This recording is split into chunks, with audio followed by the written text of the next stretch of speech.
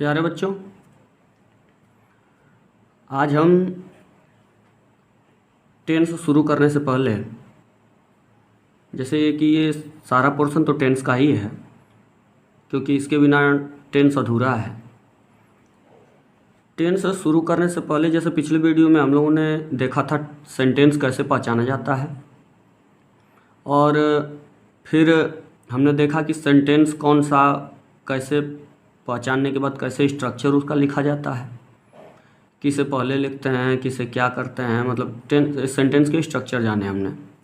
इसके बाद सेंटेंस का स्ट्रक्चर जानने के बाद हमें केस चार्ट के बारे में भी जान लेना आवश्यक है।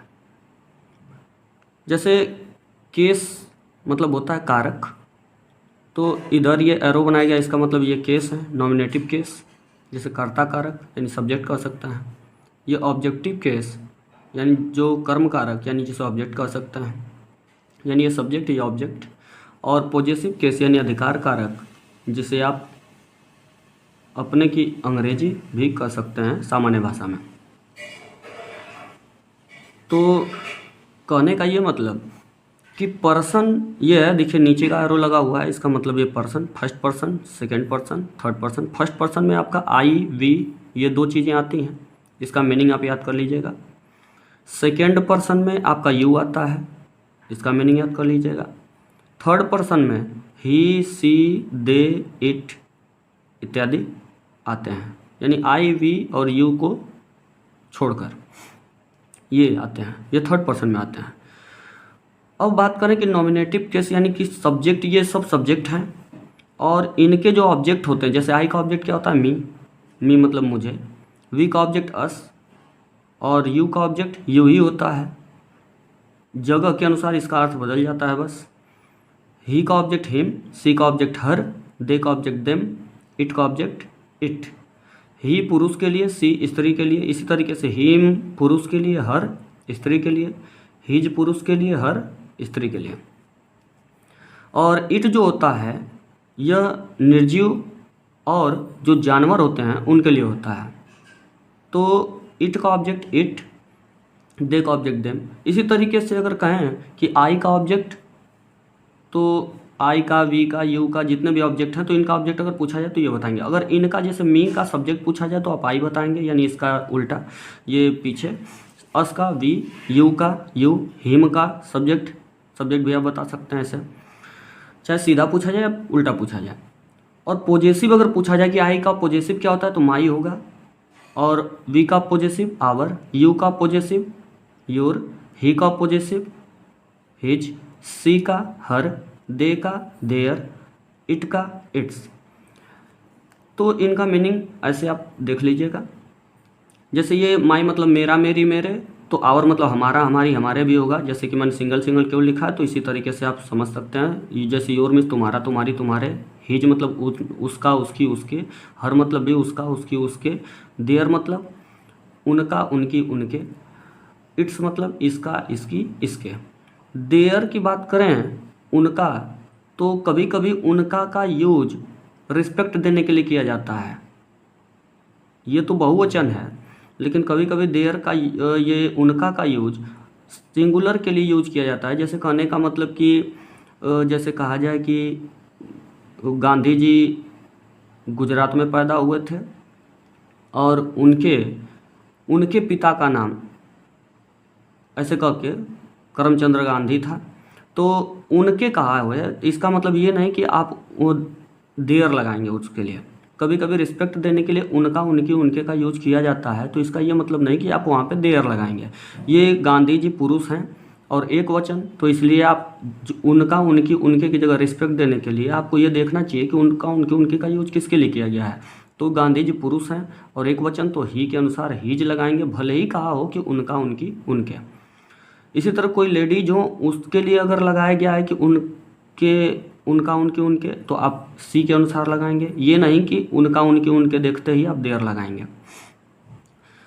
अब ये जो my, our, your, his, her, their, its होता है, ये इनके पॉजेसिव हैं। अगर माई का सब्जेक्ट पूछा जाए तो आई बताएंगे, माई का ऑब्जेक्ट पूछा जाए तो मी बताएंगे। ऐसे आप उल्टा भी बता सकते हैं। ये जो होते हैं ये आपका पॉजेसिव केस होता है, लेकिन कहने का मतलब ये जो होते हैं ये एडजेक्टिव होते हैं। किसके? इनके एडजेक्टिव हैं। कहने का मतलब ये एडजेक्टिव हैं और इनका प्रोनाउन भी होता है। जैसे कहने का मतलब मान लीजिए यहाँ पे PRO यानी प्रोनाउन भी हम लिख देते हैं। जैसे माई का प्रोनाउन माइन होता है, MINE होगा, थोड़ा छोटा हो गया है। आवर का जो प्रोनाउन होगा वह आवर्स होता है। मीनिंग यही होगा, इसका अर्थ हिंदी अर्थ यही होगा, केवल प्रोनाउन अलग होता है। योर का प्रोनाउन योर्स होता है। हिज का प्रोनाउन हिज ही होता है। हर का प्रोनाउन हर्स होता है। देयर का प्रोनाउन यानी पॉजेसिव प्रोनाउन देयर्स होता है। इट्स का पॉजेसिव प्रोनाउन या प्रोनाउन इट्स होता है। ये जो होते हैं ये प्रोनाउन होते हैं और ये क्या है? पॉजेसिव यानी एडजेक्टिव हैं और ये प्रोनाउन है। एडजेक्टिव और प्रोनाउन आप अलग कैसे समझेंगे? जैसे कहने का मतलब है कि जब माई का यूज करेंगे तो जैसे कह दिया कि मेरा भाई, तो मेरा भाई का यहाँ पे आप मेरा के बाद क्या आया है? नाउन आया है। तो जब भी एडजेक्टिव होगा तो इसके बाद कोई ना कोई नाउन अवश्य होगा। तो कहने का तो अगर मेरा के बाद नाउन आया है तो मेरा का इंग्लिश क्या लिखेंगे? ये यहाँ पे क्या होगा? एडजेक्टिव होगा। तो यहाँ पे मेरा मेरी मेरे जब एडजेक्टिव के रूप में है, इसके बाद नाउन है तो ये एडजेक्टिव के रूप में है मेरा मेरी मेरे, तो यहाँ पे क्या लिखेंगे? माई लिखेंगे। और भाई का ब्रदर। अगर मान लीजिए कि आपको कहे कि यह भाई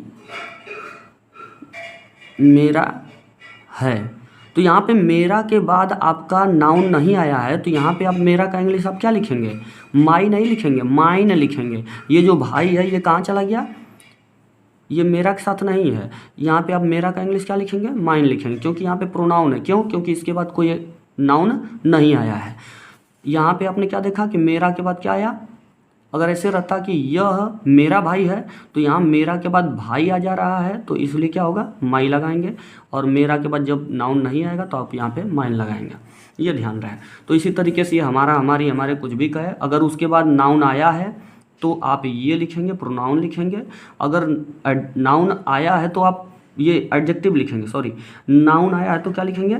एडजेक्टिव। अगर नाउन नहीं आया है तो क्या लिखेंगे? ये इनका प्रोनाउन लिखेंगे, अर्थ वही होगा। इस बात पर आप विशेष ध्यान दें, क्योंकि ट्रांसलेशन करते समय आपको ये दिक्कतें आ सकती हैं। अब आगे बढ़ते हैं। कुछ क्वेश्चन वर्ड हैं, इनको आपको याद करना अति आवश्यक है। जैसे व्हाट मतलब क्या, वाई मतलब क्यों, हु मतलब कौन, हाउ मीन्स कैसे, व्हेन मीन्स कब, वेयर मीन्स कहाँ, विच मतलब कौन सा, कौन सी या किस, हुज मतलब किसका किसकी, हाउ मैनी मतलब कितना, हाउ मच मतलब भी कितना होता है। ये काउंटेबल के लिए, ये अनकाउंटेबल के लिए। हाउ मैनी मतलब कितना, हाउ मच मतलब भी कितना होता है, लेकिन ये काउंटेबल के लिए, अनकाउंटेबल के लिए।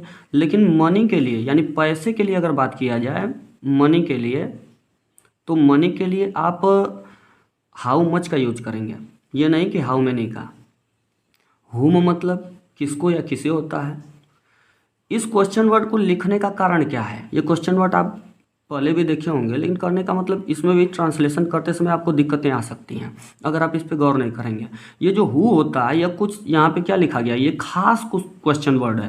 कहने का मतलब ये खास क्यों है? सभी क्वेश्चन वर्डों में ये खास क्यों है?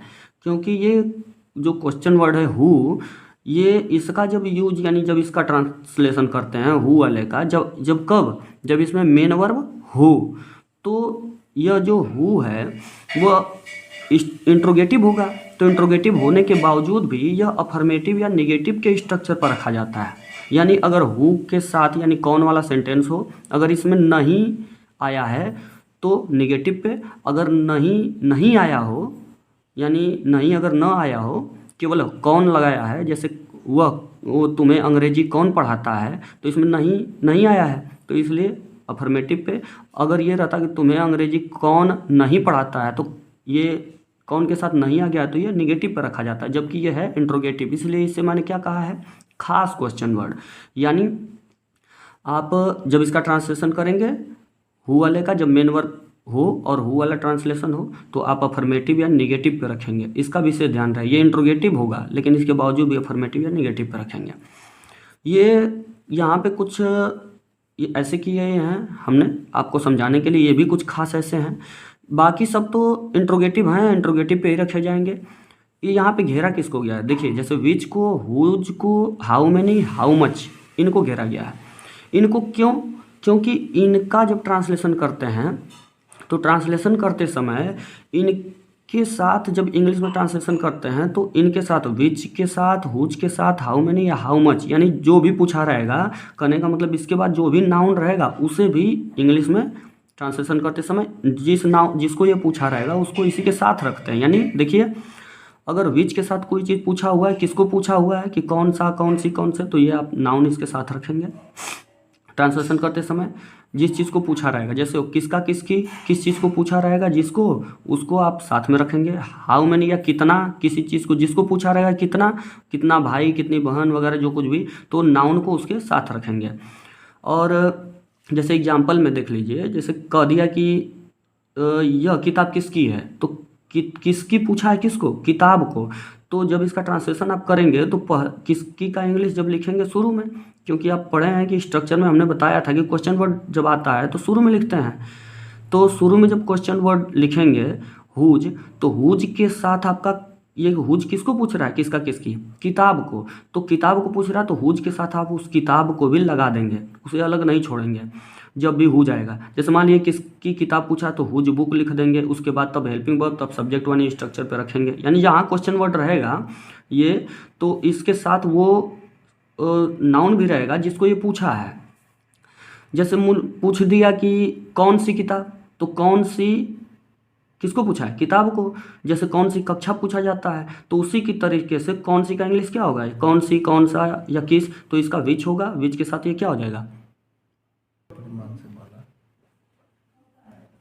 तो आप क्या देखें कि जिस चीज़ को ये पूछा रहेगा, जैसे कौन सा, कौन सी, किस या किसका, किसकी, कितना, जिसको ये पूछा रहेगा उसके साथ उसको क्वेश्चन वर्ड के साथ ही इसको रखेंगे जिसको ये क्वेश्चन किया हुआ है।